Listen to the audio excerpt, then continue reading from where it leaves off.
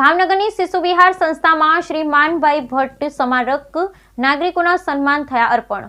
સહાનુભૂતિ પછી પરોપકાર થાય તે સમાનાભૂતિ અનિવાર્ય શ્રી મોરારી બાપુ। ભાવનગર શિશુ વિહાર સંસ્થામાં શ્રી માનભાઈ ભટ્ટ સ્મારક નાગરિક સન્માન થયા અર્પણ। ભાવનગર શિશુ વિહાર સંસ્થામાં શ્રી માનભાઈ ભટ્ટ સ્મારક નાગરિક સન્માન અર્પણ થયા તે વેળાએ શ્રી મોરારી બાપુએ કહ્યું કે સહાનુભૂતિ પછી પરોપકાર થાય તે સમાનાભૂતિ અનિવાર્ય છે, જે આ સન્માનિત પ્રતિભાઓ કરી રહેલ છે, જેની પ્રશંસા છે। ગોહિલવાડની સુપ્રસિદ્ધ રચનાત્મક સેવા સંસ્થા શિશુ વિહાર દ્વારા શ્રી માનભાઈ ભટ્ટના પરંપરાના માનવ સેવાના પ્રેરક કાર્યો ઉપક્રમો ચાલી રહ્યા છે, જ્યાં પ્રજાસત્તાક પર્વે શ્રી મોરારી બાપુ અધ્યક્ષસ્થાને નાગરિક સન્માન કાર્યક્રમ યોજાઈ ગયો।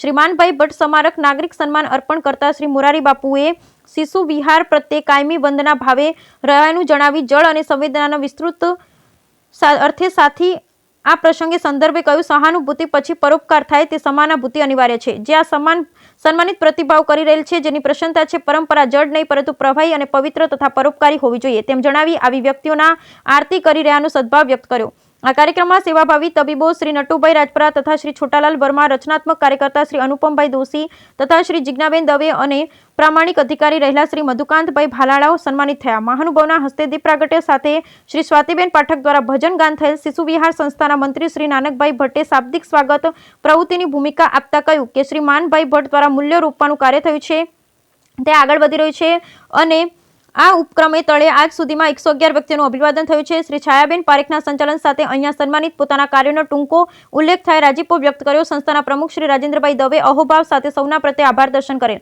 મંત્રી શ્રી ઈદાબેન ભટ્ટ અને કાર્યકર્તાઓના સંકલન સાથે યોજાયેલ આ કાર્યક્રમમાં શ્રી જયંતિભાઈ વનાણી સહિત સામાજિક શૈક્ષણિક અગ્રણી અને નગરજનો મોટી સંખ્યામાં જોડાયા। Bureau report Natwarlal જેબાતી।